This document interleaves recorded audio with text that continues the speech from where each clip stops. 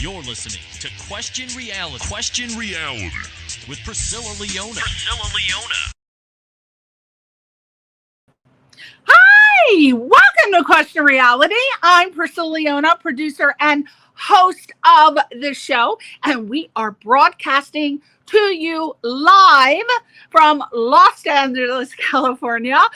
Our show will help you to provide, will help you to, I'm telling you, I'm completely thrown off. Usually my intro is flawless, and I just got an eye full of this new eyeshadow that I decided to try, and it's sparkling, and under these lights, I look crazy. I look like Lola from the Copacabana. It's insane. Okay, we're just going to move on from the crazy, but normally I don't even wear eyeshadow, so just taking a chance. It didn't work out.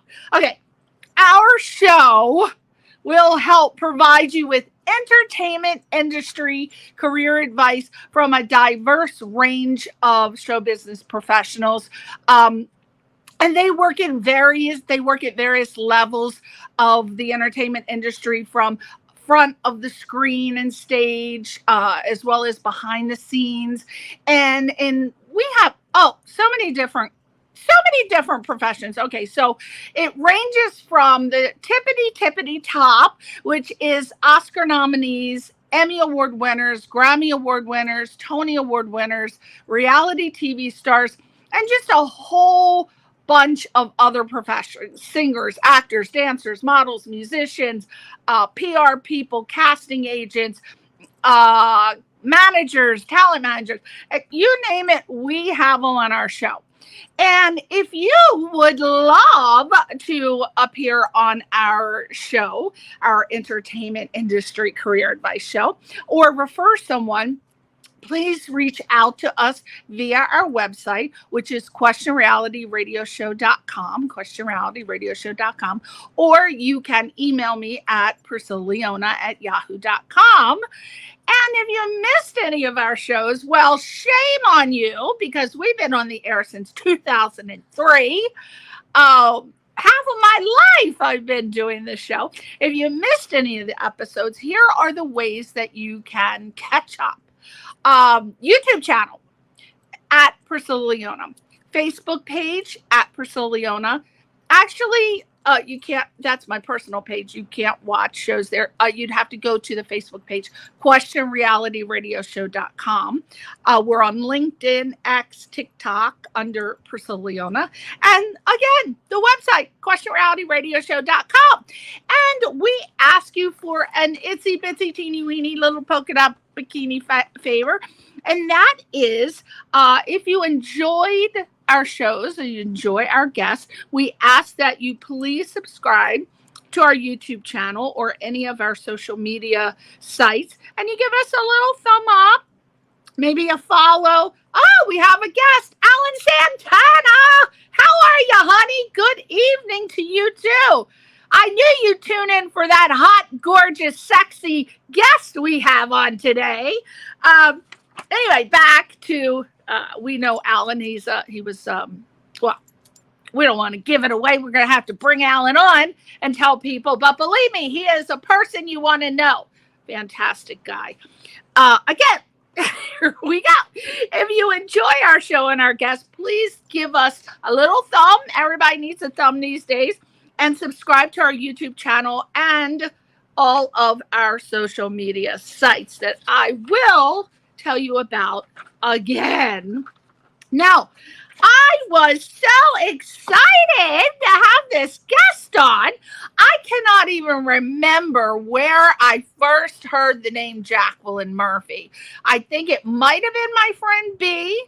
It could have been my friend Mark Hoberman. It could have been my friend Rico No Suave. I believe she was on two of their shows, Rico No Suave and Mark Hoberman. But I think I might have been told about her via Beatrice Davis, who's a wonderful PR person. If you need any help with your career via PR, Beatrice Davis on Instagram. Okay. But let's just talk about who Jacqueline Murphy is. All right. She's a producer. Look at that little gorgeous thing. Oh my God, with the Pantene hair. I want to go over her house. I'm going to scalp her in her sleep and put that hair on.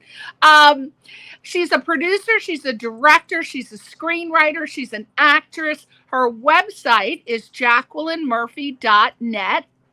On her social media, at Facebook, at Jacqueline Murphy, YouTube, at Jacqueline Murphy Actress, Instagram, at Jacqueline Murphy 13, LinkedIn, Jacqueline Murphy the Admired, and Twitter, aka X, at Jacqueline Actor. And Jacqueline Murphy is a multi-award-winning producer, actress, screenwriter, and director, and she created The Admired. Perfect timing. Exactly when I said it, it just popped up. That is the poster, and see on the top, those are all of the laurels and accolades, all of the awards that she has won for this particular film. And The Admired was part of the Emmy nomination race and won over 50 film festival awards. So there you go. That is her project we're going to talk about a little bit later. Are there any other pictures? I could have sworn there were some. Oh, there you go. This is another one of her projects called Sorceress of Hollywood. And I believe that is an outline of her incredible body. And then let's see the other one. Can we see the next one? Oh, look at this. Oh, this is my favorite. Okay, so this was Jacqueline at the Emmys. I believe that was last week, but okay. And this is Lorne Michaels, who was the creator of Saturday Night Live. Love him. He created something. Oh, and my husband and I love this man. This is Jacqueline with Gary Oldman. Very, very, very a chameleon, in my opinion. A chameleon actor. Just incredible. I loved him. My favorite movie, I love all his movies, but my favorite was Bram Stoker's Dracula. But fantastic. And there we go. Jacqueline with Meryl Streep. Loved her. She's done, of course, a million movies. My favorite are The Devil Wears Prada and August, Osage County. I love that. I thought that was, and look in the background to the left behind Jacqueline. There's Jane Lynch. And I don't know if I've ever told you guys, but when I was participating in the acting world, I was in Glee, and as you know, Jane Lynch was on Glee, and she was absolutely wonderful to me.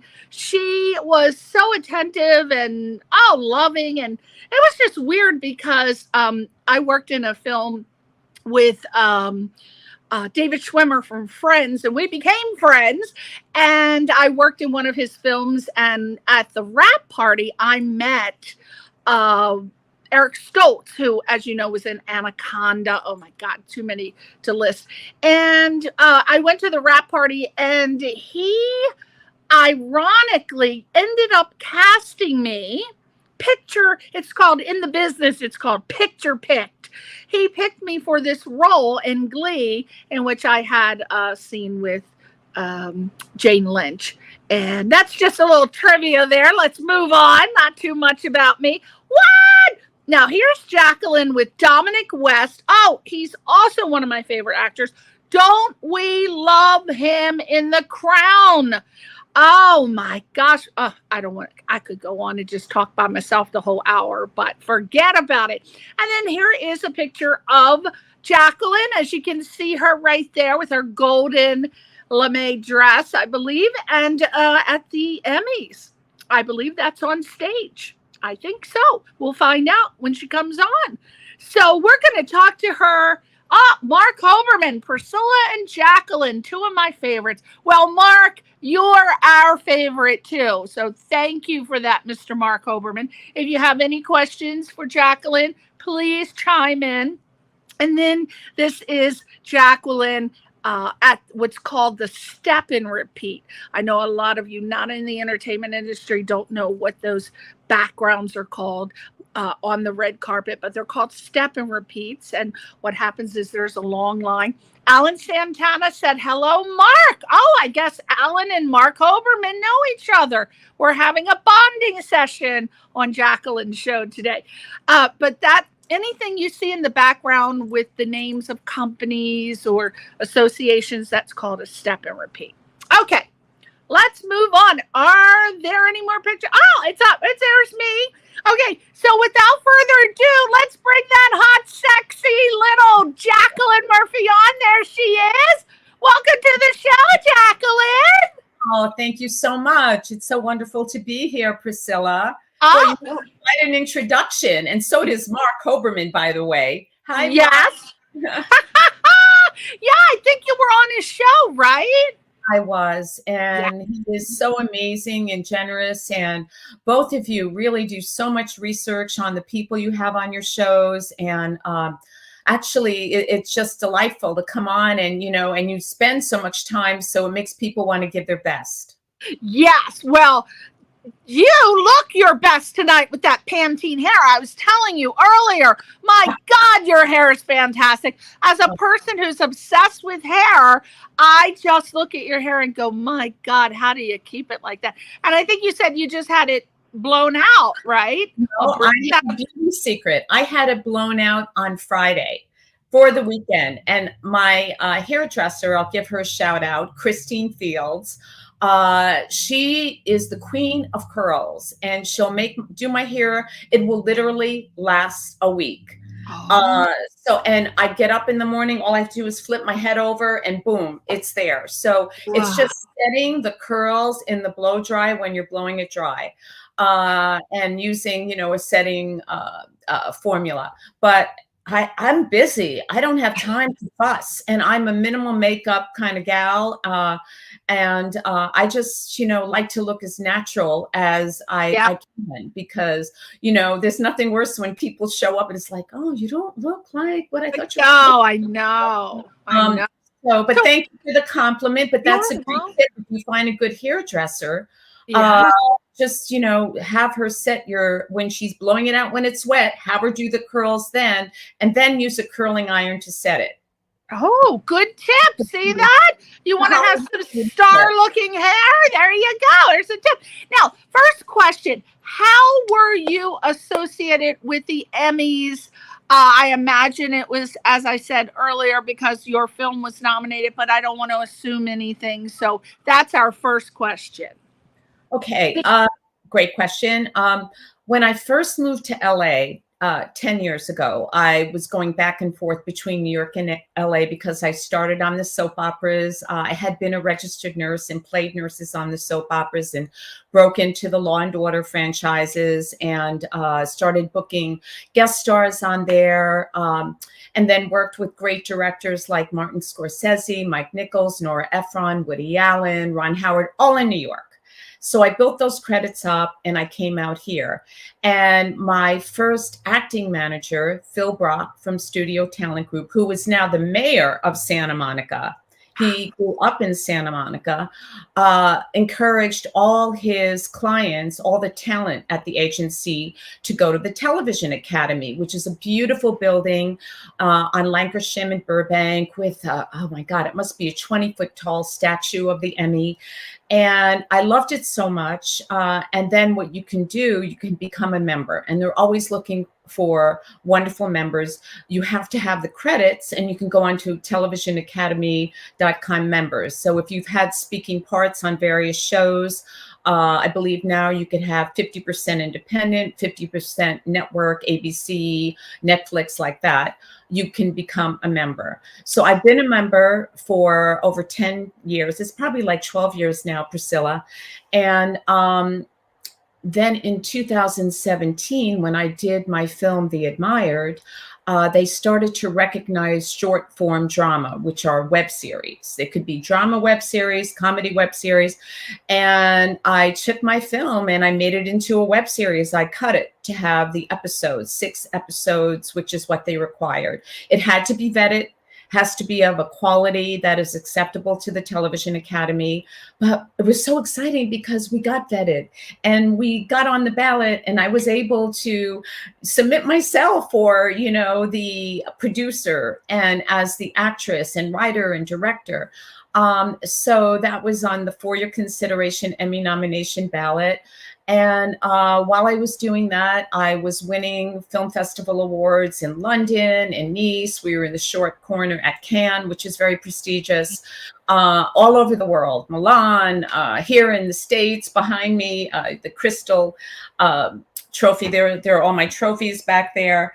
It is from Burbank, and you know, and that was a really great festival because it was right here in LA. And a shout out to Jeff Rector, who was the president at the time. He's a friend of mine. I used to be a judge and screener for the Burbank International Film Festival. Yes, he was in your film Admire too. He told me, yes. He was. And so I thought that I didn't have a chance. And there were women like yourself, Priscilla, that were judging the films, and they loved it.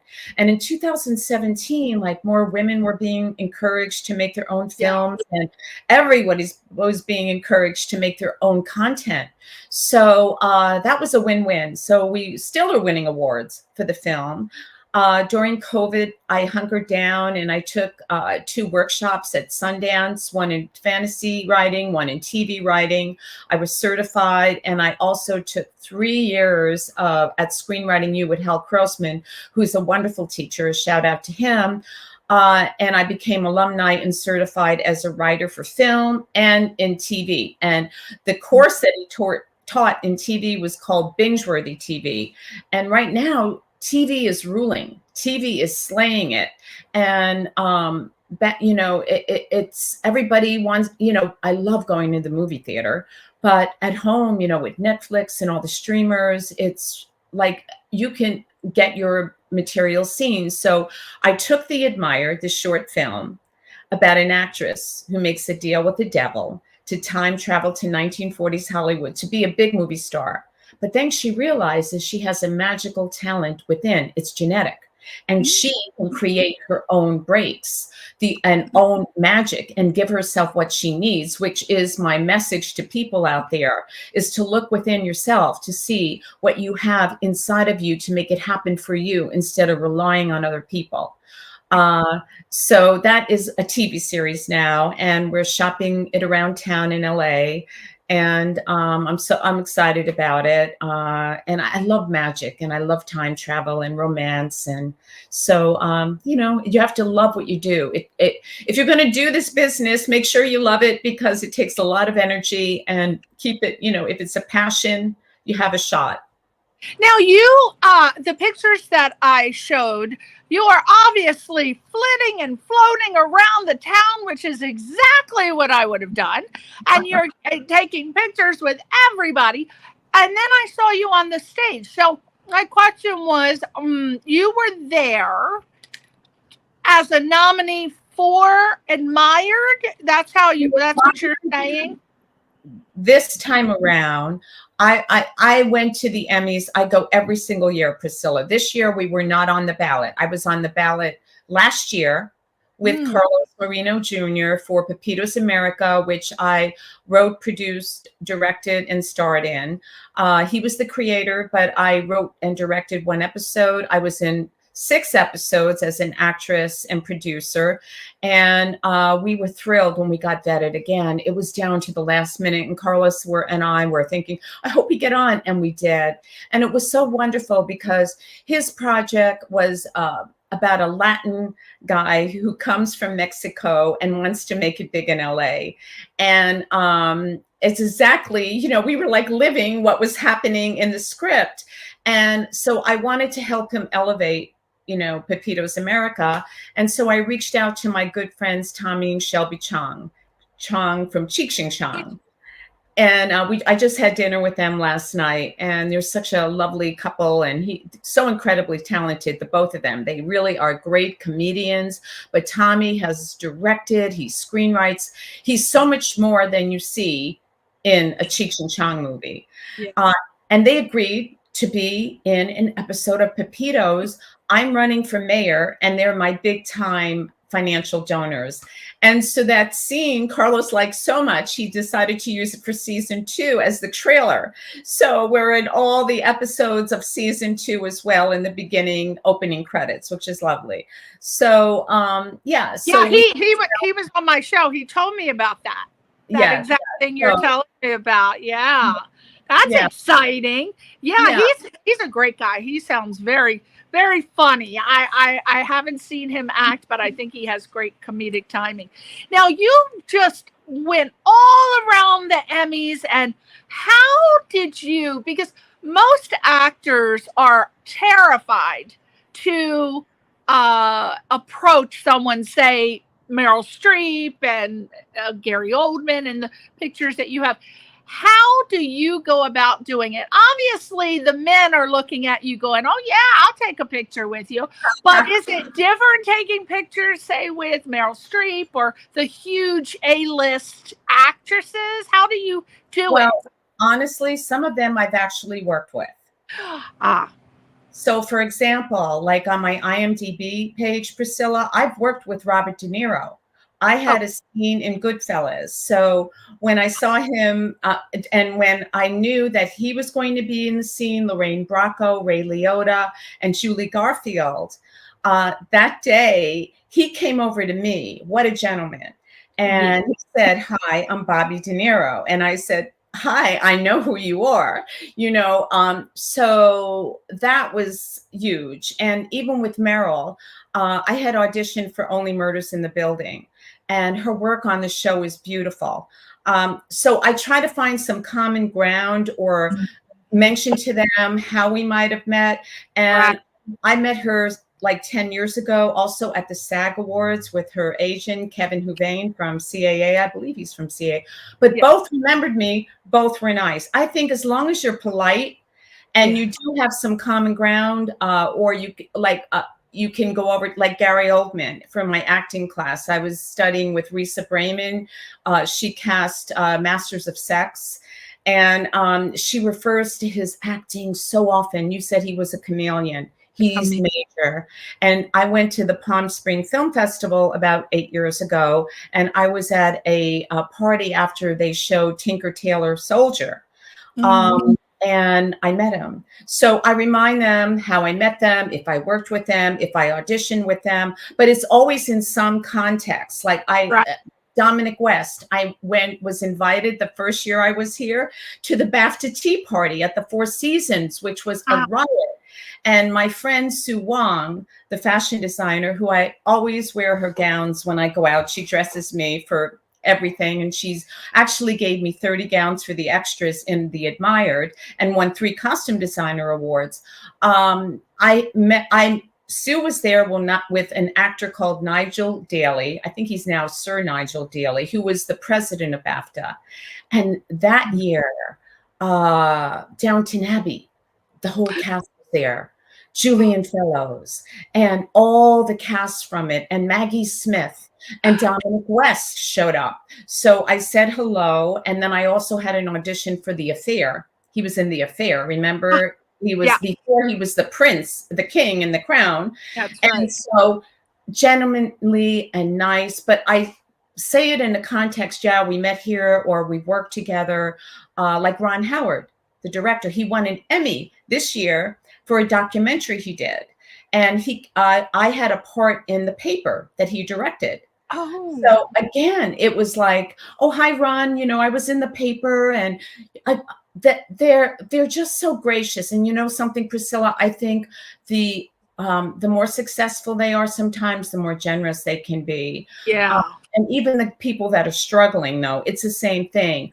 If you're an actor, and I came out of New York, I'm a New York actor. And so I am not frightened, of going over to people. It's sort of like you're an actor, and in New York, there's like a different kind of reverence than LA. In LA, it's sort of like very flashy and fun. But in New York, like you'll be on the set, for example, Law and Order. My first season, I had a part with Chris Noth from Sex and the City, Mr. Big, and George Zanza. Then I did another Law and Order, and Michael Murphy from the Woody Allen movies was in that.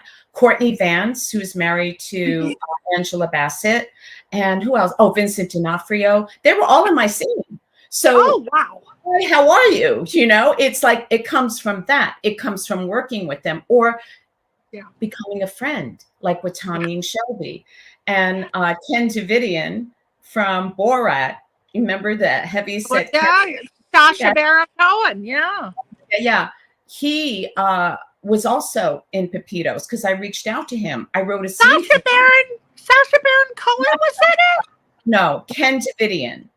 Oh my God, I met him at my friend Samira. She used to host celebrity fashion shows, and I met him at one of the fashion shows, and I ended up booking him on my show. And Peter McNichol, who was Christy McNichol's brother, you probably don't remember him.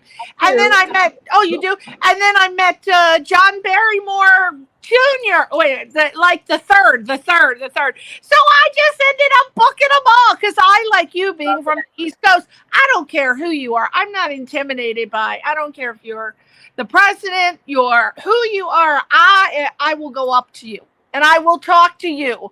And so I ended up booking him. Yeah. Wow, that's a coincidence. Well, I know. I want to give a tip to everybody that is out there watching Priscilla, that's an actor, or it's like, how do I break through? You know, someone once told me you have to be in traffic. So I try to get out there as much as I can, doing work, doing my own content, doing my self-tape auditions, being a member of the Television Academy. I'm also a member of Film Independent, SAG, AFTRA. I'm going to be joining the Writers Guild, Producers Guild. So, you have to, there are groups that you can meet people and work with, and you're bumping around town and you're meeting everybody out here. But, as long as you're not like stalking, no stalking, and you're never rude. You're always polite. And you gotta use your instincts, and sometimes they don't want to be approached. So use your instincts. If they turn their back, if they say, "I'm sorry, I'm working," or you'll know if they don't want to talk to you. But I try my best to remind people. I mean, I met Ted Sarandon from Netflix. I was introduced to him. If you have people that introduce you to people, that's really helpful because it legitimizes you. You're not just someone, floating around. So, and I don't ask people favors like, oh, can you introduce me? Can you do Never. That's my biggest pet peeve, Jacqueline. I try to tell people that. Don't do that. It's so tacky and low class. But they do it anyway. I don't know. What are you going to do? Well, that if it's meant to be yours, it'll come to you, and try to be organic. But like, I mean, the Television Academy, I'm going this Saturday. They have an event on with the editors from Shogun, and being a filmmaker, and there are other editors from the other shows that were Emmy nominated, but I want to see what they're doing. I'm sitting there seeing like how they create and how they think and how they put things together is very inspiring to me. Exactly. So that's what do what you love, feed your creative artist inside of yourself, meet people, join organizations, but figure out how you're going to be of value to someone. Exactly. Don't be like a succubus. Don't be a succubus trying to suck favors out of everybody. Gotta contribute to the world. Now, girl, I want to know, did you get a swag bag? And what'd you get in it if you got one? Oh, yeah. Well, I've had I've had my share of swag bags. I actually saw Samira at a gifting suite. You know Samira? Yes, I do. I know her for at least 11 years, ever since I've been coming out to LA.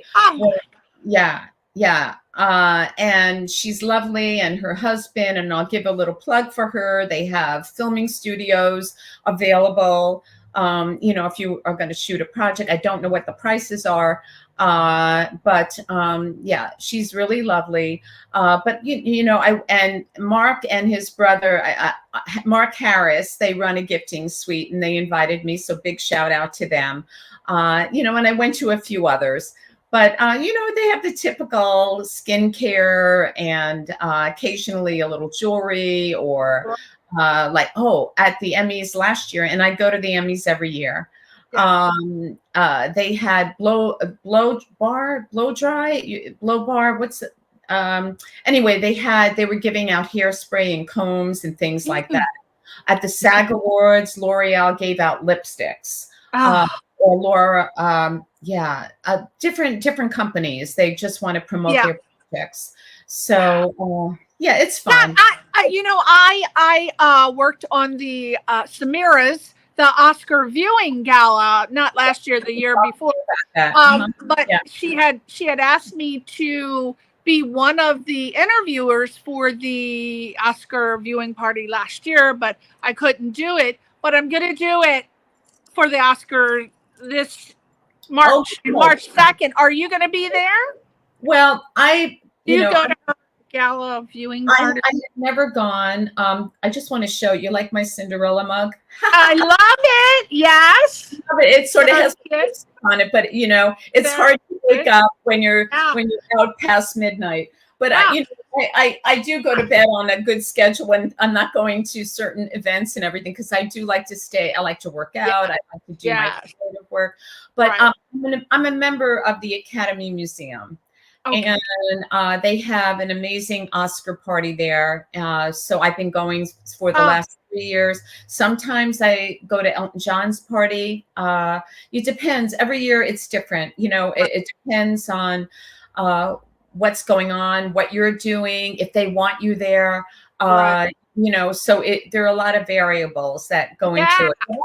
I'll be out just like you'll be somewhere. Now, do you have any funny stories for us that you can share? Anything exciting happened at the Emmys, like a little tiny funny story? Oh, yes. Okay. So being that Carlos and I were on the ballot for Pepito's America last year, I decided to go to the Creative Arts Emmys the week before the Primetime Emmys. So at the Creative Arts Emmys, for people that don't know on your show, Priscilla, they acknowledge makeup and hair, stunts, casting, all kinds of things, and the short form drama and guest stars.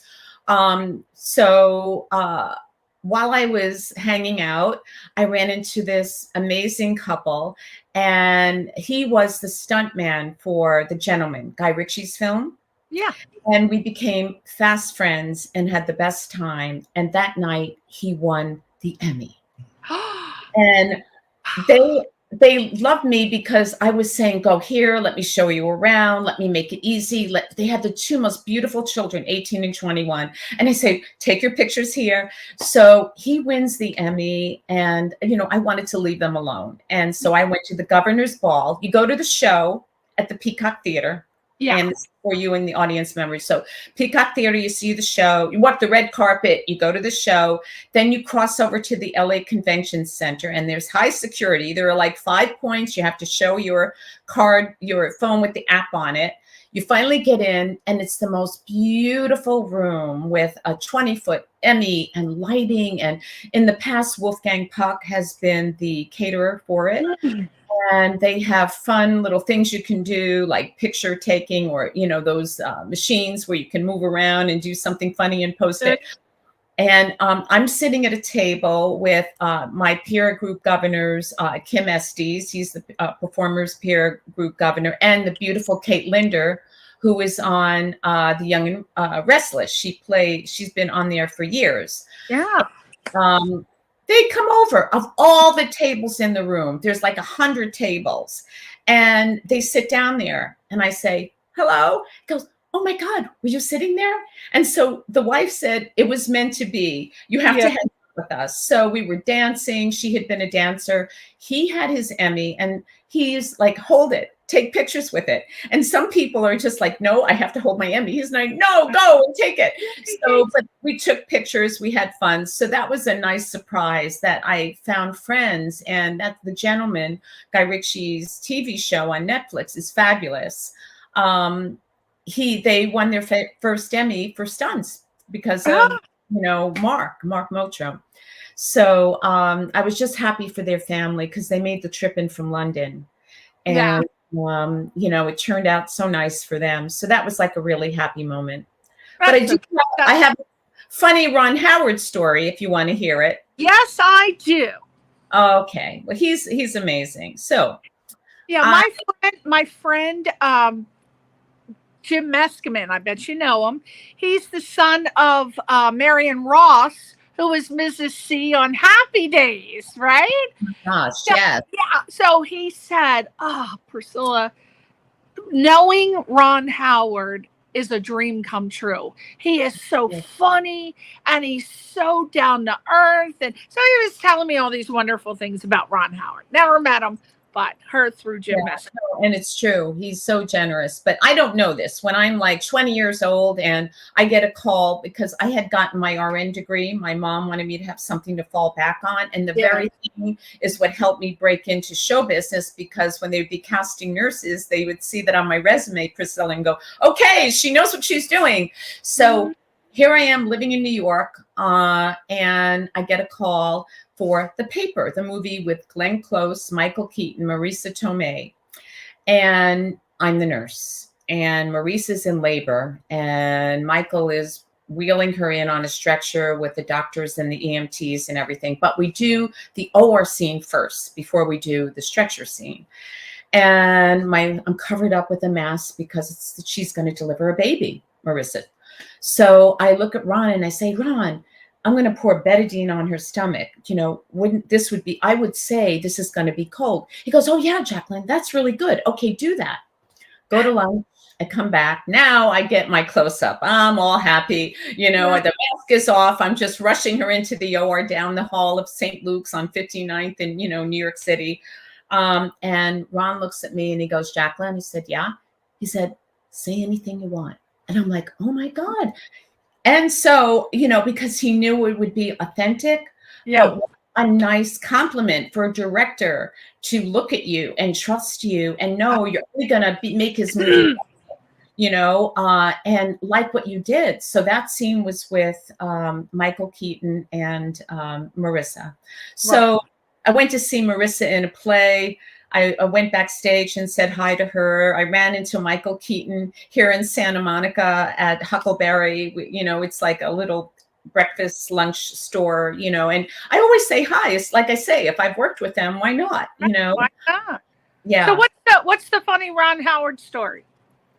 Well, the funny story was that he came back from lunch and he said, say whatever you want.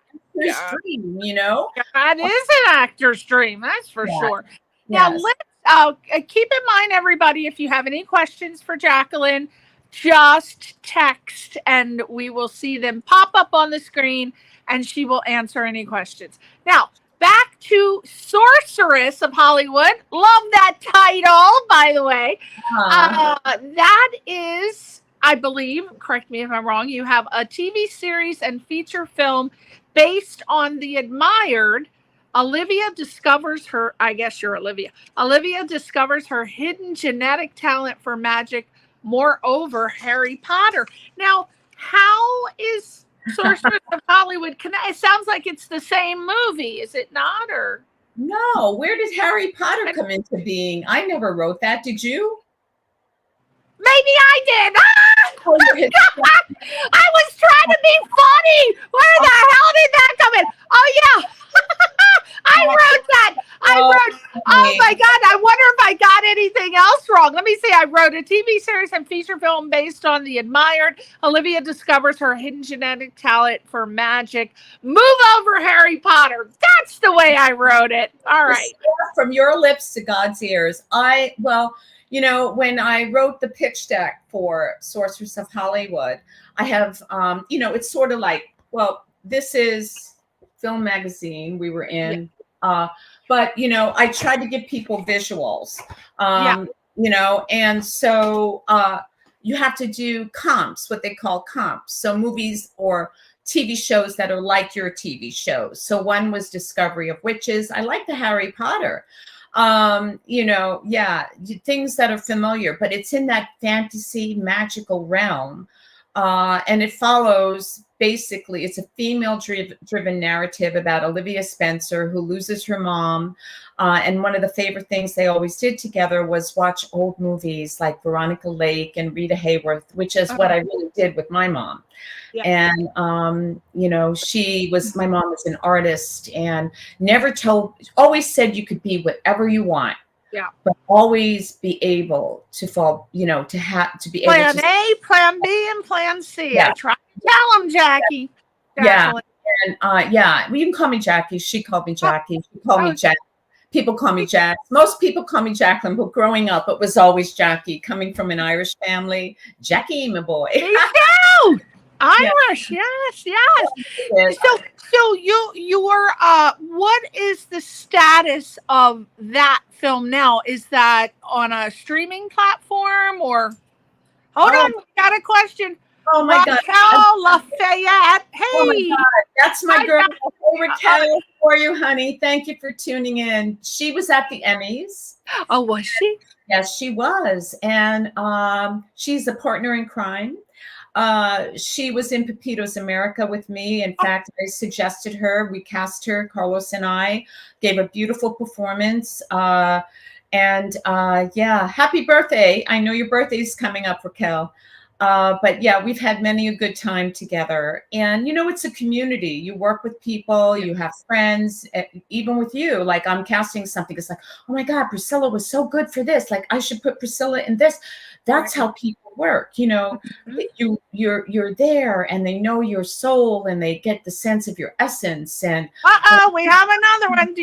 Veronica Forbes says, hello to Jacqueline. I'm Veronica Forbes. And I had the honor to work first with Warden Neal on wardrobe, then a background actress in The Admired. I hope you remember her, Jackie. Veronica, thank you. Thank you so much for tuning in. It's lovely for you to take the time. I remember your beautiful work on The Admired. And let me say, like, Warden Neal was an Emmy-nominated costume designer. I believe Jeff Rector recommended him.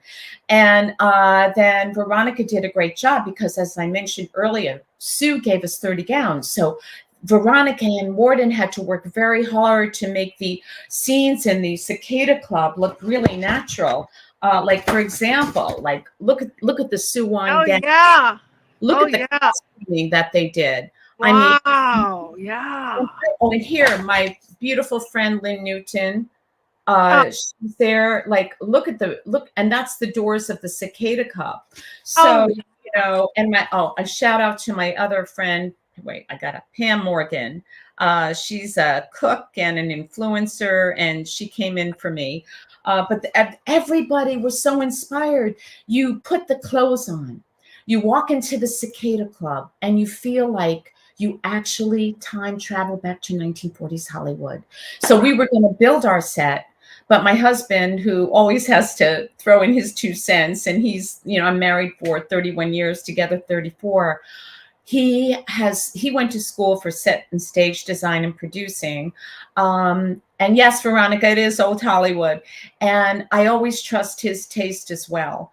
So I was really blessed. And I went into doing The Admired, not to win an award, not to win anything. I said to my husband, Fred, Priscilla, I said, this is something when I'm 90 years old, I want to watch it in the nursing home and be and I want to be like Betty White when I'm 90 and I'm still working. It wasn't about awards. It wasn't about getting more work. It was about, I had this love for old Hollywood that from watching the movies with my mom. And I keyed into that. And I think people feel that. People know if you're doing, like, if you're doing something to get an award, it's too, I don't know, it's too calculated, I think. Yeah, people can sense it. Let's get to that question we missed. Alan Santana said, question for Jacqueline. Who inspires you as an actress? Great question, Alan. Thank you for asking that. I have favorites. I have the old time actresses like Rita Hayworth and Gilda when she's singing Old Devil Moon and she flicks her hair back.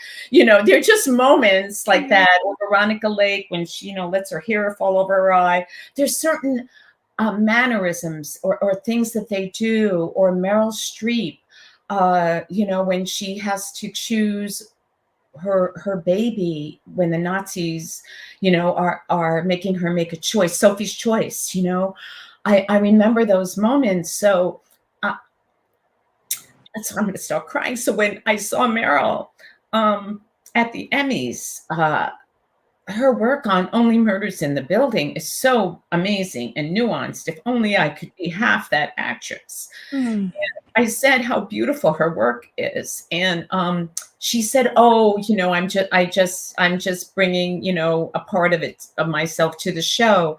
But she, we can all elevate each other, and we can elevate a show, and really, that's my message. I feel like I have been so blessed in my life, Priscilla, and I have angels, my mom and my grandmother watching over me. And I want to be able to lift other people up because as I showed you in this magazine, it's about the collaboration, Right. Like you see Sue there and you see my beautiful cameraman, Igor Pavlotsky with Leo Andronov, who cast me in his film. And then I asked him to direct my film. And he said, "I can't, I'm busy." And then my mentor at Warner Brothers, Mike Tadros, said, "You should direct it. You've been doing this forever." And so I did, and I made Leo my first AD. So that also is a tip I would give to your viewers, Priscilla, that surround yourself with very strong people that you've worked with, that trust and like, and that, will help you get to the next level, but also bring some value to them. So Jessica Chastain, I love. She's an amazing actress. And I'm really loving the morning show with Reese Witherspoon and Jennifer Aniston. They are long-time gals. They've been in the TV industry forever. Billy Crudup just got an Emmy for his work on the morning show. So I try There's so many, right? There's so many. My God. You could go on forever because they're just so wonderful. For me, it's Betty Davis, old school, new school. I love Emma Stone. I love it. She is just so free, and she doesn't care. She'll cry ugly. She'll just look ugly. She loves to. The uglier she looks, she was on the Graham Norton show, and she said, "The uglier I look, the better I enjoy doing the character." So those are my two favorites. Now let's talk about. And again, people, feel free. Jacqueline is here to answer your questions. So just text the question. What about your movie Opioid Days, aka Yellowbird? And let's see, inspired by Jacqueline's real life experience as a 22-year-old nurse, which we were talking about, during the opioid boom in the 90s. It's drama with a dose of reality. Yeah. Right? Yes, I wanted to make it interesting for the viewers. Like my writing teacher for Binge-Worthy TV, Hal Grossman, if you're going to, you got to grab them. The metrics on Netflix in the first 5 to 8 seconds, people are in or they're out. That's right. You have to hook your audience just like you do. You give like great photos, your personality. It's a mixture of many different things that make something successful. And so I created this. First of all, titles are really important and log. Yes. Oh, I'm so glad you said that because I love every single title that you have chosen. And I just realized I skipped one that I love. But Opioid Days, aka Yellowbird, I was going to ask you. First of all, I love Opioid Days standing alone as a title. So. But then you've got Yellowbird. So why? What is Okay. Well, I always have to infuse. You're so great. Thank you for asking that question, Priscilla. I also always like to infuse myself in my projects. So my love for old Hollywood was in The Admired and in Sorceress. For Opioid Days, I had a close call with someone I love very much, a young person.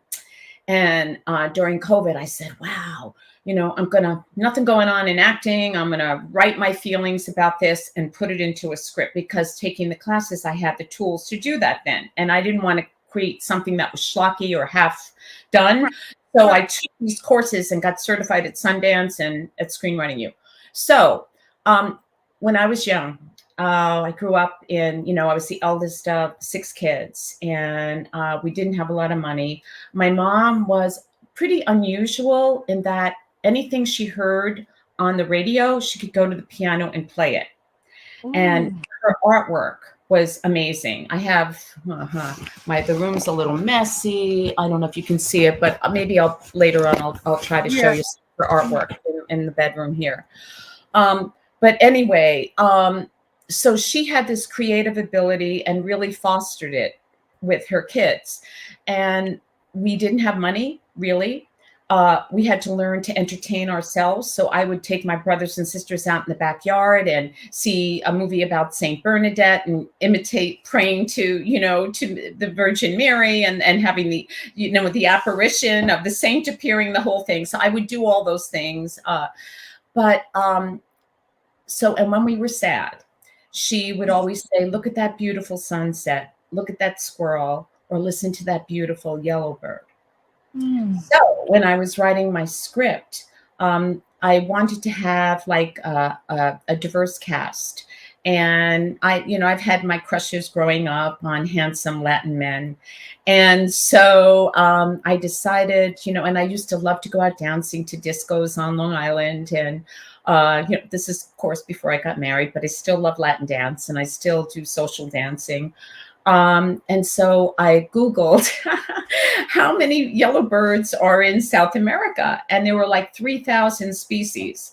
But so I decided to name it Yellowbird after my mom's influence of encouraging us to love nature so much.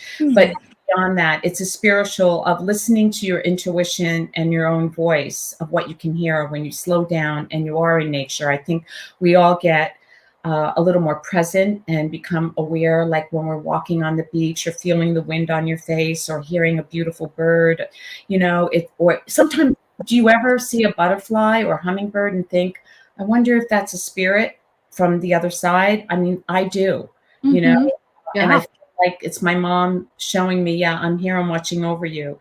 So but days, you're in a daze when you're on opioids. And the log line was really important. Any writing teacher will tell you, like, spend time on your title and your log line, and actually should have that in place before you write your script. And do your outline and everything before you just start writing it. Yes, it feels great to write free form like in a journal, but I know I asked Taylor Sheridan from Yellowstone how his writing process is, and it is just like that.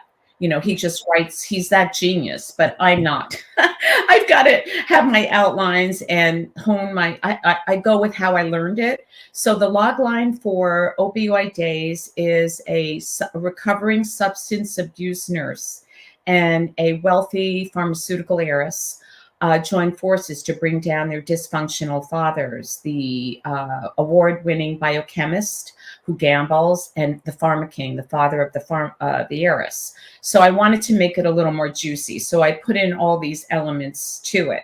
And I would love to do it. I know there are a lot of things about opioids going on right now, but this has like a father-daughter dysfunctional element to it. So when people decide, am I going to buy this or not? A lot of times, Priscilla, it's like, well, what's like this, but what haven't we seen before? Yeah. So I try to make a project that I'm working on, what's like it, but what haven't we seen? And it's a challenge to my creativity. It's like, well, okay, that's been done. How are you going to make it different? Or why is your story going to break through? So yeah, those are things you should be thinking about. So at what stage is that in? Is that pre-production, production? Yeah. Funny, last night, Shelby Chong, I love her. She's, she's Tommy's wife. She said, so when are you going to write something else and beg me to be in that? So I said, I'm working on it, because actually Tommy would make a great, brilliant Nobel Prize winning biochemist. And Shelby could be the heiress. I would be the nurse. Yeah, exactly. I mean, come on now. This is my Rocky story after all. Built in. You should make all your feature films. You're the built-in nurse. You could be the sexy nurse, the sad nurse, the depressing, the home. You could never do a homely nurse, though. Sorry. You're too pretty. What about Daisy's Adventures? Now, let's see. That's a comedy where Jacqueline stars as, I love that, Daisy Maisy, a middle-aged woman navigating modern life with old-fashioned values. And then I added in, think Bridget Jones meets Leave It to Beaver. Was I wrong? Oh my God, I love it. I like that. I mean, this is all good pitching. When I meet someone, and when I meet, Mr. Netflix, in the elevator, you got 10 seconds. So, well, it's like Bridget Jones meets Leave It to Beaver, That's right. Yeah. Well, hold on, we have a question. Alan Santana said, how do you keep original with all of the movies and projects that are out there? Great question, Alan. Boy, you're attentive. I like that. All right. First of all, they have sites where you could go on IMDb. You could go on, you go to the Writers Guild. Anybody out there, my projects, I own everything. They are locked up. They are registered with the Writers Guild. They're copyrighted with Washington, D.C. I have my lawyer. I own all my IP. So that's a very important step. When you come up with an idea, and anybody can try to steal anything, but, at least you have a trail for things. And also now I've made the admired. So that's my proof of concept. And, it's out there. So it would take, so you need to protect yourself. It's show business. So you have to make sure, like, I don't know if for your show, Priscilla, if you have an LLC for it or, what you've created, but you do have to take care of your own property and your own blood, sweat, and tears, And so, but there are sources before, again, my writing teacher taught us, before you go down this road, go to IMDb and see if there's a title like the one you want. See if there's a log line. And there are other sites, which I can't quite remember, but the Writers Guild and IMDb are great sources for that. Yes, and there are also companies that do for a small fee. They do what's called title searches, just like they do for houses. They do title searches. So if you don't want to spend a lot of time, hire one of those companies because they can do it in like a day. And also, I want to point something out because a lot of people have said to me, Jacqueline, I sent my script into the Writers Guild and they stole my idea because the next thing you know, it is a television show or blah, blah. And I try to say people don't understand that there is such a thing called parallel thinking.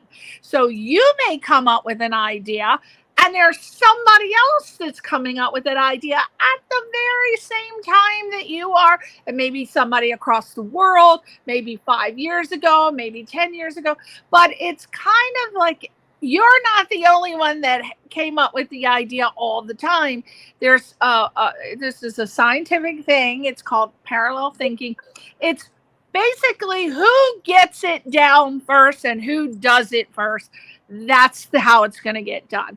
So that may or may not happen. I don't think so. But people need to be aware of what's called parallel thinking. A lot of people say, I had an idea for the microwave. I had an idea for this.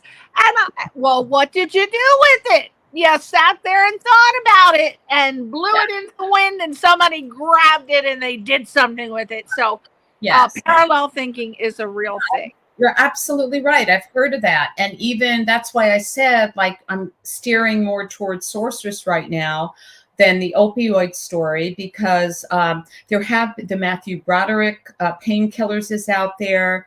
There, you know, the Sackler story. I actually auditioned to be the wife of Sackler in the story that was out there, I believe, with Michael Keaton. I can't remember the name, but like I saw a lot of that.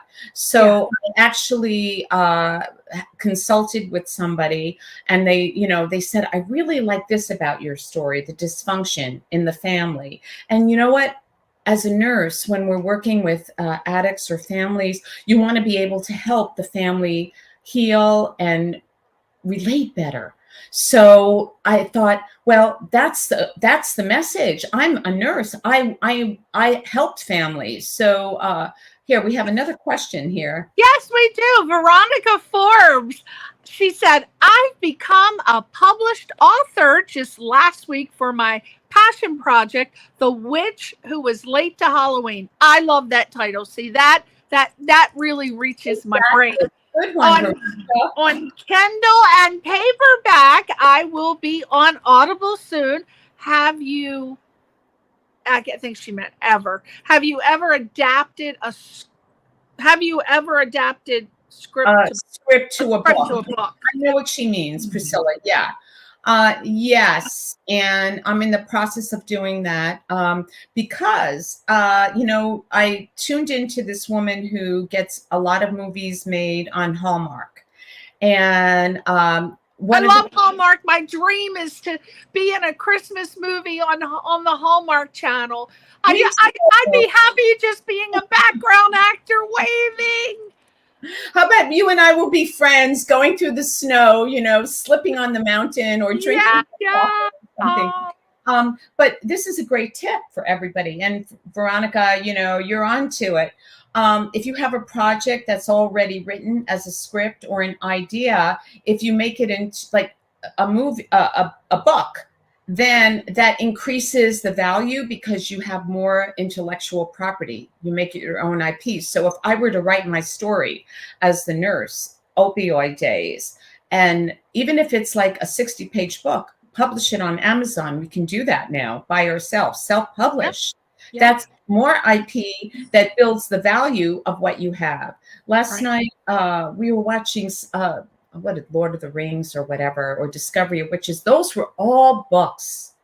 And someone found those books and decided to make it into a script. Well, I have the script, but wouldn't it be interesting if you take the book and then I have the script as well. So yeah, you're going in the right direction, and I can't wait to take a look at your book. Congratulations. That's something. I mean, it's very time consuming to do that. Well, first of all, I got to make sure that Opioid Days is DAZE, because I love that title. I got to say it again. Veronica, again, congratulations. Wonderful. And great feedback, Jacqueline. Absolutely. I'm on KDP, Amazon. What's KDP, Veronica? KDP. Kendall, maybe? Kendall? I don't know. Let Veronica answer. I think it's something related to Kendall. No, we all learn from each other. Yeah. And Veronica's pumping the ideas in, Jacqueline. Now, let's talk about Racing to the Hamptons. Again, a great title. A coming of age films. I don't know what's wrong with me. I am obsessed with titles, and I'm also obsessed when I run across someone who, I don't know who does this, but you know how you'll see a show and then it'll say Sheldon, and then the episode title, a waffle, a pickle, and a lipstick stick. I think, my God, that's a great title. Who makes those titles, Jacqueline? You have to tell me. But anyway, I'm obsessed with that. So you know who comes up with those ideas? Well, the writers generally, but I know on everything I write, Priscilla, I take a lot of pride in it. I write it, I create it, I figure it out. You know, and so someone on that writing team or maybe one of the producer who is also a writer or a showrunner, or maybe someone contributed. But for myself, again, this goes back to Hal. Your titles, your logline, your synopsis, everything you write is there to grab people and to yes. So I don't want to make it boring. And I know I can do better than that. I'm so competitive with myself. I mean, that's good. I was Kindle. Veronica said I was right. Kindle Publishing. Now, what's the D stand for? All right. Don't let us down. Oh, okay. Alan Santana says, lady, thank you for the wonderful interview. Gotta run. All my best to you both and much continued success. Well, bye, Alan. Thank you for tuning in. Everybody. Oh, here's Veronica. Okay. Amazon self-publishing on, there you go. Kindle Direct Publishing. There you go. See that? We learned something new. Question for you, because we are running out of time. I want to get everything in. Racing to the Hamptons, a coming-of-age film set in the 1970s and 80s, favorite times, on Long Island. And then I hope you don't get mad, but I put expect discos, raceways, and roller rinks galore. That's what I saw from the title. And listen, you that? Oh my God! I think I'm going to have to talk to you when I put things together. That's exactly it. Yeah, see how I love those titles for shows. I love when people come up with a clever. That's where my mind goes. So I think that's why I exactly. I mean, because back in the 70s and the 80s, I grew up on Long Island in Islip, which is about an hour and a half from New York City, and it was a beautiful little seaside town. The Great South Bay looked at Fire Island. People would come to Bayshore, the town next door, to go to Fire Island. And my life was like about the beautiful beaches. I mean, I had to work. My first job was at Islip Marine Center, doing the bills and selling guys motors and fishing rods and worms even. That was the grossest thing. But they would come in. I was only 15, and they're like, you know all this stuff? And I'm like, yeah, what do you want? You want a motor? You want this horsepower? You want a Johnson? You want an Evinrude? And he said, I already got the Johnson covered. Moving on. Okay. Got another one. Raquel Lafayette. Great interview, Priscilla. Thank you, Raquel Lafayette. Great name. You have such a great personality and energy. Thank you. I love what I do, and I love meeting like Jacqueline, because as a host, and you know this because you're also a host, you are only as good as the person that you're working with, right? If they're giving you energy, you're going to stay right there, and it should be like this. We should be doing the Madonna Vogue. We should when you're doing an interview. So she's a great person, and I'm very lucky that she is able to bring so much energy to the show. Oh my God. Sometimes I'm like this, falling asleep, but not with you, girl. All right. Racing to the Hamptons, coming of age story. Good to watch the interview. Thank you, Veronica.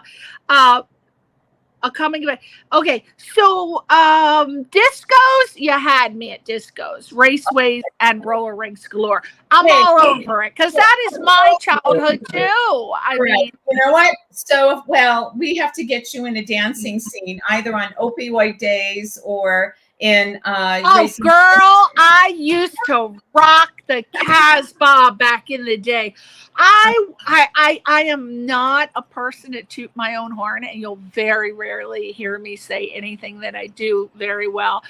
But I could dance my ass off. I'd have my 6-inch stilettos, and everybody would watch me. And I was like the queen. I could dance my ass off. That is one thing I know that I could do well. Yes, freestyle.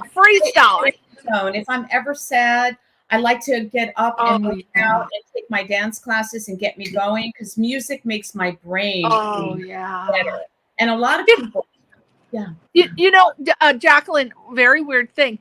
I just got my DNA ancestry profile back, and this will blow your mind. I mean, if you want to talk about flipping out, you go get your DNA tested on Ancestry, because all of a sudden they're able, amongst the many things that they can do, they are able from your DNA, Jacqueline, to tell you things like based on your DNA, one or two of your parents were great dancers and you have an inclination to be a person who loves to dance. I'm like, yes. And it's like, your eyes are green. You're allergic to the sun. And it's like so much, but I found that weird. Yeah. I mean, how could DNA tell that you're a great dancer? But yeah, so okay. So my first like date was at a roller rink in Islip on Sunrise Highway. And there were guys that could like skate, you know, and they would try to show you how to skate, right? You know, so I was up on the roller rink. And you asked for a funny story. So Alan was casting radio days in New York City. So my girlfriend and I go to this open call in this church. And he's behind a curtain because he was like very shy. And he looks at us and he goes, okay. And then next thing we know, you know, he calls us in and he said, you roller skate? And I said, oh yeah, I roller skate. So he cast me to be one of the roller skaters in radio days. So it was so cool. We had to go down to the fashion district and get our costume period pieces. And they pay you when you go to get your wardrobe when you're in a film. And so they're fitting me with seam stockings and a pocketbook and a hat and of the period of, I think, the 50s. And I'll get on the set that day. Well, first of all, my girlfriend Sandy and I, there was a disco roller rink in the village. And we're like, oh my God, we better go down there and start taking lessons. Because if we screw this up with Woody Allen, forget about it. Yeah. So we went down there and we were like go on the roller skates, trying to get ourselves ready. So then we go to set and I have my pocketbook as I'm roller skating. And it wasn't the easiest thing. Well, don't you know? They yell action and I'm going and going around the rink and I'm thinking, okay, great. I got my balance. It's all good. Next thing I know, the strap of the pocketbook breaks. The bag goes across the floor. I hear Woody yell, cut. And I'm like, oh my God, you know, and he was nice. It was just like an accident with the bag. Yeah. I was like so embarrassed. Like it's the last thing you want to do is have someone called cut on a scene, you know, but it was fun. It was fun. But this movie, it's really a heart-filled movie. This Latin family moved into our neighborhood and they would be dancing on the stoop. And I never saw anything like that. Joey Perez and Eddie Pagan. And I go by the house and they were all like grooving. Hey, you want to come and dance with us? And I'm like, oh, okay. So I start dancing and I'm really enjoying it. And I learned how to Latin dance and social dance from these people that we became friends with. And it was really great. And then so the discos were rolling and that was my social life. I would go work at the hospital and come home and go to sleep and then go out on the weekends on my day off and start at 10 or 11 because you never went out before then. Oh my God. Right? See, my husband doesn't understand this. I tell that story all the time. You don't eat, you start getting dressed at 8. You don't even go out until 11 o'clock. Oh, right. Like, so now I'm asleep by 8, for God's sake. But yeah. And then I also noticed that you use the same word I do. People make fun of me. Pocketbook. That's how you know you're old school East Coast. Because everybody says purse. I say pocketbook. Where's my pocketbook? Right. My grandmother used to call it pocketbook. Yeah, pocketbook. Yeah. But yeah, so that was a really great time. And thank you, Veronica. Okay, go ahead. Thank you, Veronica. And so that was a great time. So different. And then the Hamptons was like 45 minutes away from my house. So I'd go out there because it was just so much more fun. Or you'd go to Fire Island, but if you missed the ferry by a certain hour, you was leaving the beach, which is what happened to my whole senior prom class. So we missed the boat, and we were all sleeping on the beach then overnight, and then got the boat back the next morning from Kismet. So it wasn't Kismet then, but yeah. So that was just a poignant time, and we lived by Islip Speedway, which was racing. Racing was a big thing. Like Paul Newman came out to Bridgehampton and wanted to race his car there. So there was like a lot of action, and that was another social connection. Like the noise was somewhat loud from the Speedway. So we would get free tickets. So that would be our Saturday night. And my sister's best friend, her father owned the raceway, and his name was Larry Mendelson. And he was the first person to have ABC come and televise the crashing of the cars, the Derby car. So there's like a lot of fun little history things, but it's about growing up. And all right, what character do you play in Racing to the Hamptons, and where is it now? What stage? Okay, well, I have the script. I'm still perfecting it because before I send it out, although I'm quick, if someone called me up and said, "Hey, I love your idea. Can you do it?" I could do it. I wanted to build that confidence in myself, which is why during COVID was the perfect time to learn and get into my writing. It looks like you got a lot done because you got Racing to the Hamptons as a script.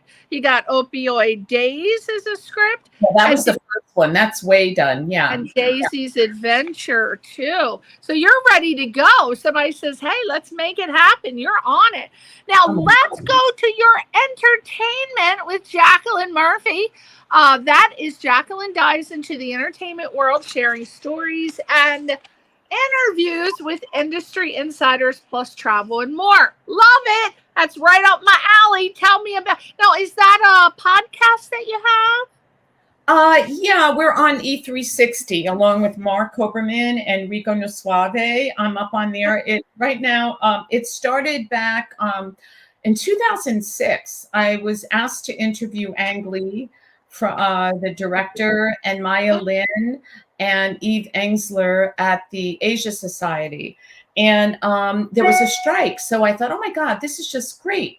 Again, COVID, I was writing during the strike. I was like interviewing people, and I love talking to people. And I guess it's the Irish in me. Like any conversation, anytime, anywhere is good for me. So it started then. And of course, acting is my first love. I'd love to, be on a network show or, something like that, or in a movie, but winners make their own breaks. And I like to be able to create my own content. So with that, there was, there's Albert. Hi, Albert. Oh, yeah. You know what? He's saying that because we are way past our time schedule to play your videos. Why don't we do that? We'll come back to the interview because people write in questions if you want to ask Jacqueline. But right now we are going to be treated with 1 minute to 2 minute. We're not going to play the whole thing because it's obviously very long. But we're going to play 1 minute to 2 minutes of her video clips from her various projects. So without further ado, let's see Jacqueline in action.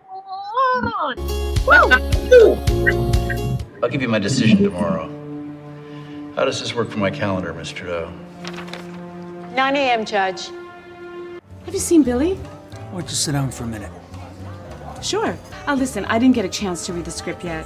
Don't worry about it. We just offered the role to Starlet. You told me that role was written for me. That's not exactly true. If you still want to work on the picture, I can offer you the role of the mother. How dare you? Oh, Quinn, I am so unhappy. It's just not what I expected. Everybody is lying and backstabbing, and I just don't... Honey, life is not like the movies. Don't leave. I feel terrible. Of course you can't see it in my face because of all the Botox I've had, and I can't cry because of all the work I've had done in my eyes, but trust me, I feel very sad. This isn't my script. Oh, I made some rewrites. She walks out of a jail. I can't agree to that. Miriam, it has humanity. See those 3 actresses over there? It has a Scorsese feel to it. Well, as their largest donors, we approve you. Absolutely at your service. I love your persistence, but I already have a full team. Permits will be done once we get the deposit. When do you need that by? Well, how fast do you want this by? Pronto. Mañana. Just one thing. I get to select the talent. Yeah. Whatever you want. Surely you could do better than this. Come on, sunshine. It's game time. Squad's waiting. Pretty sure Santa is now on the naughty list. Fucking hell! I think Santa had a little too much rum in his eggnog. Fucking Christmas! Guess what? They have sleigh parking at the bar. The search is ongoing for the killer of Mexico's Minister of Defense. Mexican authorities have no leads, and the investigation continues. Up next, with some breaking news about the earthquake in India and some photos of the new Yankee Stadium. Really? You know what I think? I think you should steal him back. That would teach Danny a lesson. Well, having had several husbands, I'd say just look glamorous and seduce him.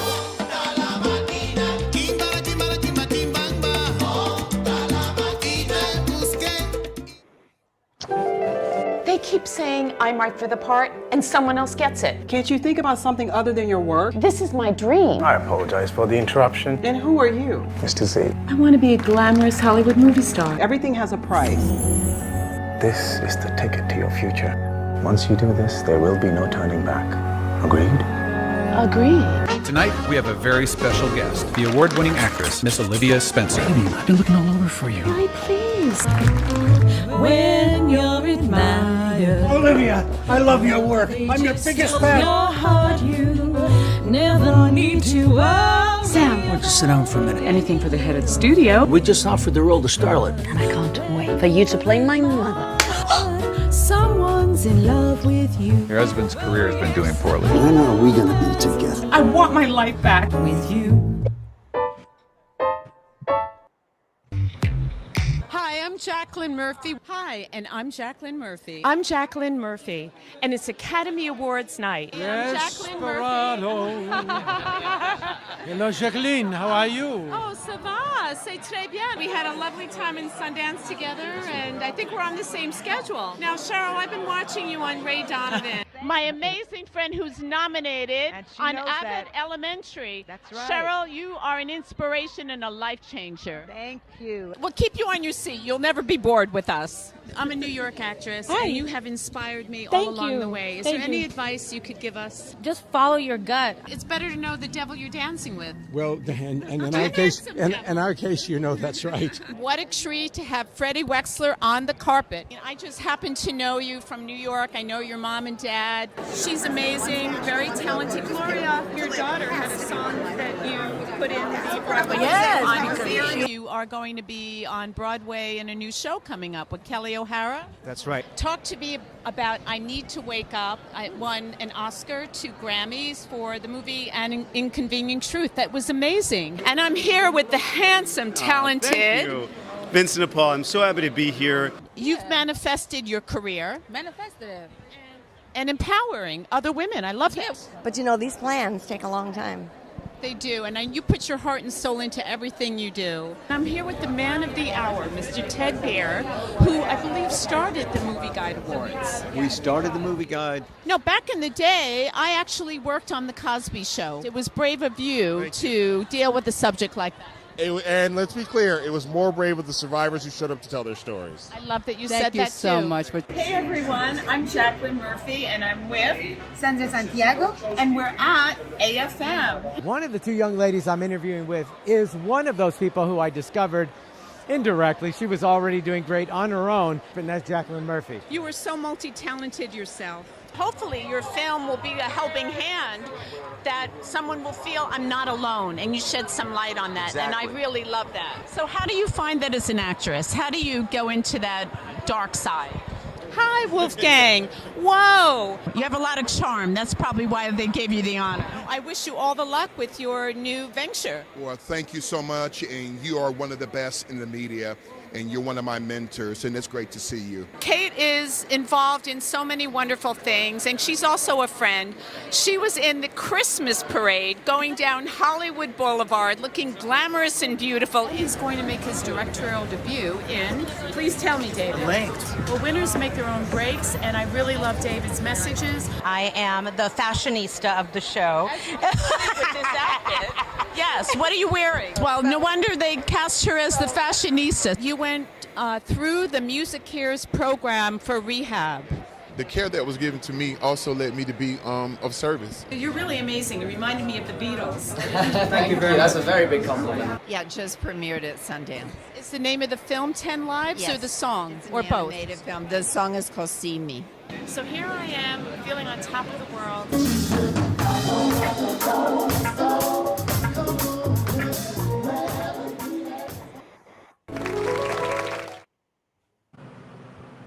Wow! I wanted to see more. I was like, what? Who? What? I'm looking in the background.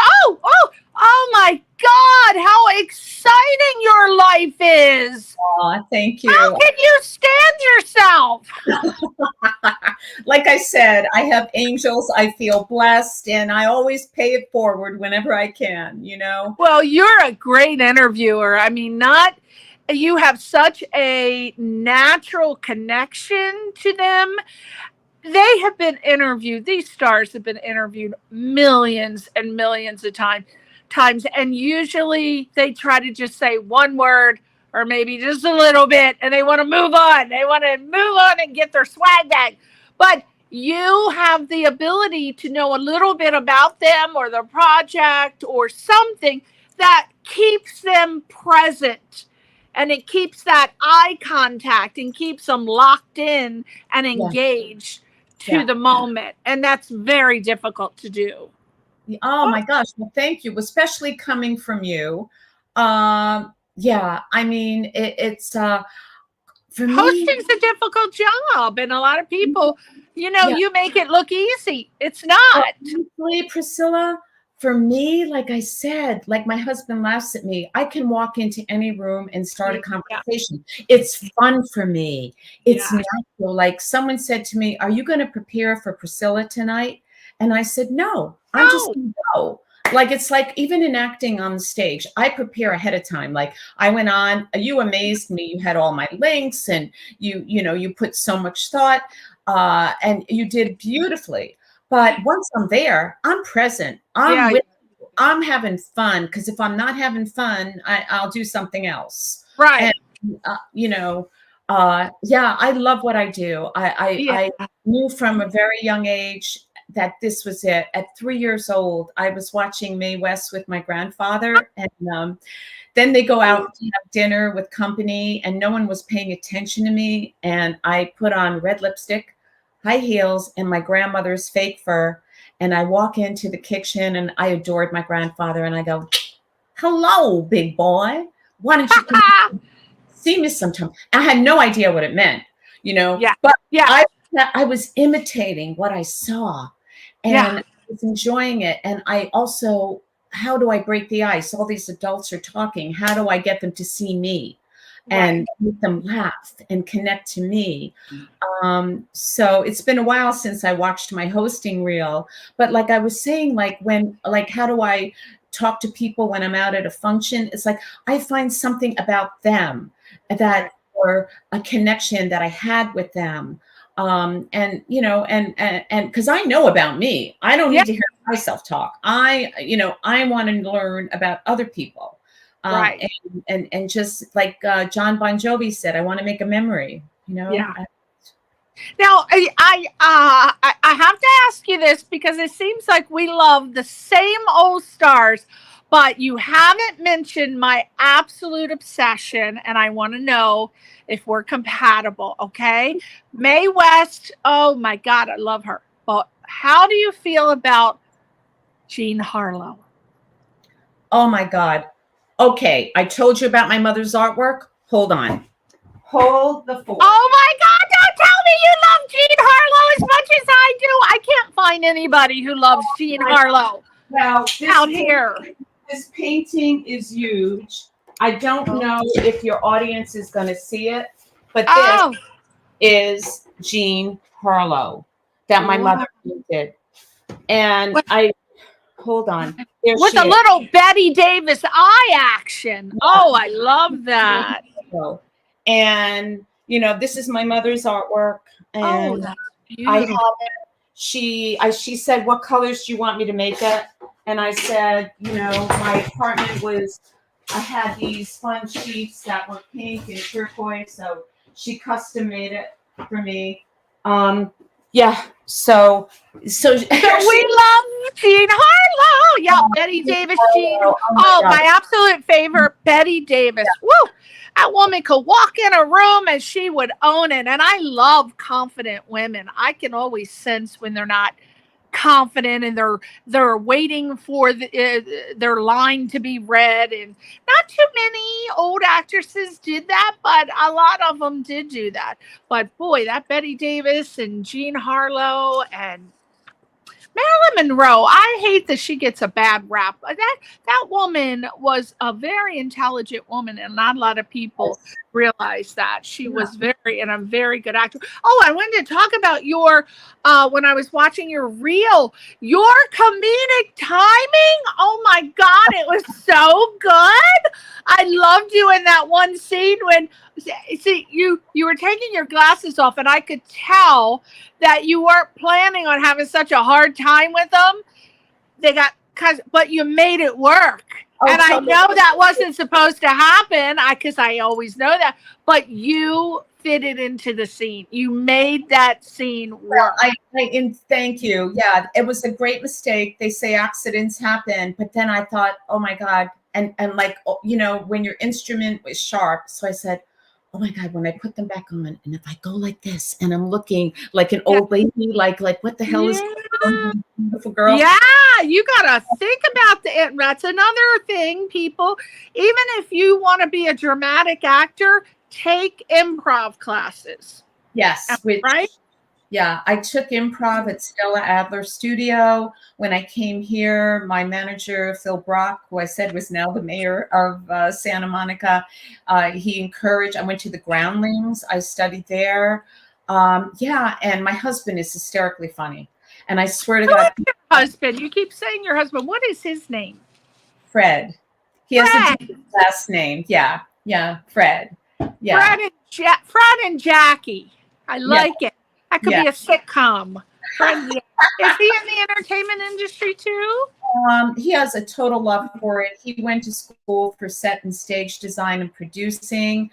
When I met him in Sacaponic at the beach in the Hamptons, he was reading a play. He was thinking about helping these actors get produced. And I was in a play off Broadway at the Samuel Beckett Theater, and we hit it off. And I said, would you mind videoing the play for us for Actors Equity?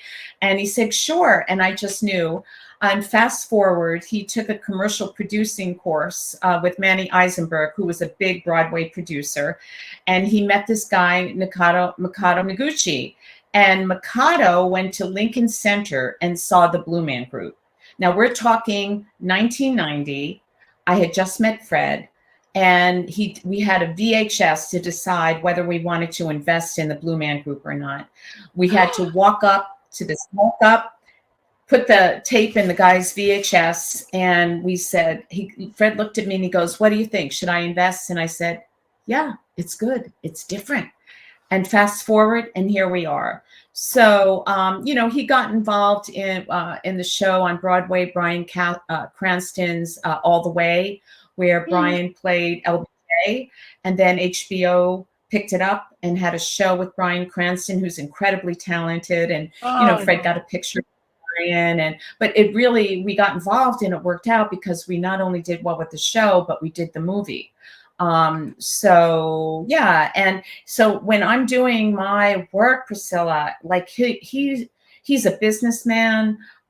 He's got good, you know, he's got taste. He knows what works, and he's a good critic, and he does it in a way that like it only makes it better.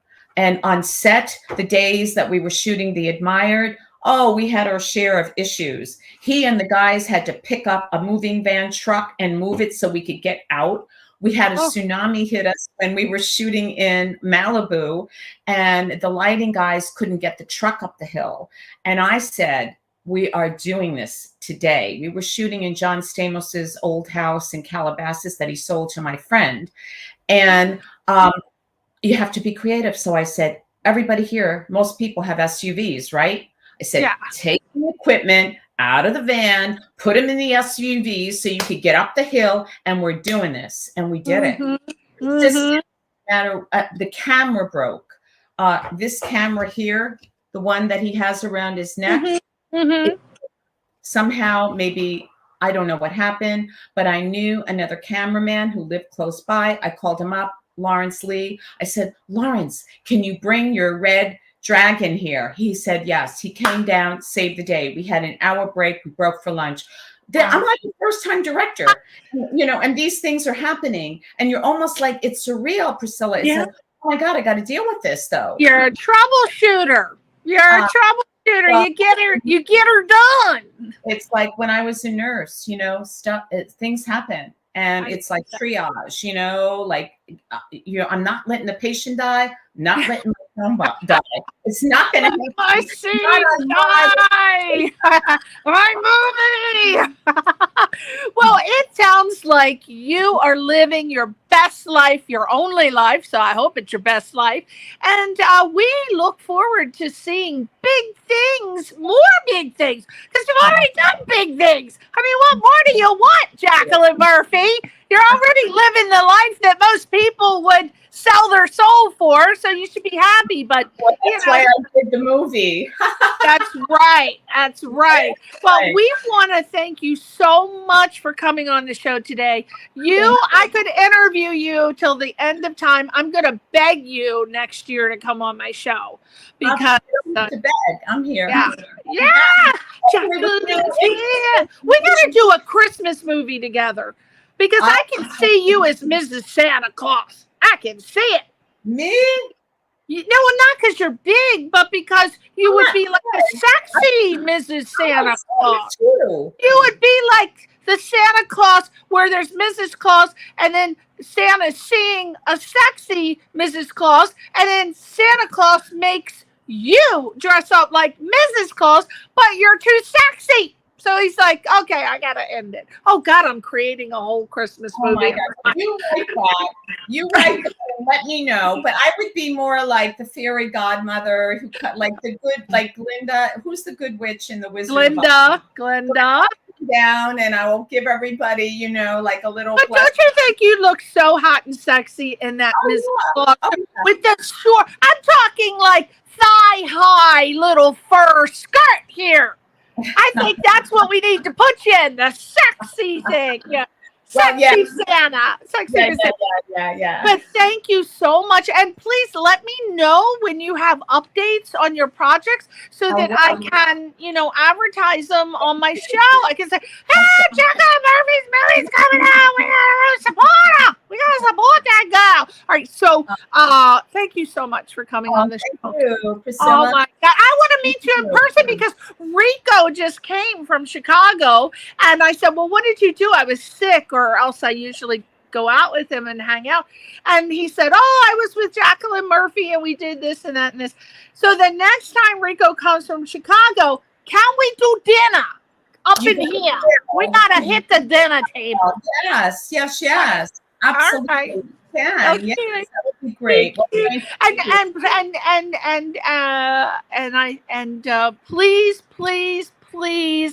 please keep doing what you're doing because we need people like you. Oh, you're such an inspiration. And not only that, you give great tips, advice, and resource information, which is what my show is all about. So thank you for incorporating that. You're so welcome. Well, thank you. Thank you, Miss Jacqueline. Hi, everybody. Thanks for tuning in. Priscilla, thank you. And thank you for all your wonderful questions and preparedness and doing all this research. And it was just fun.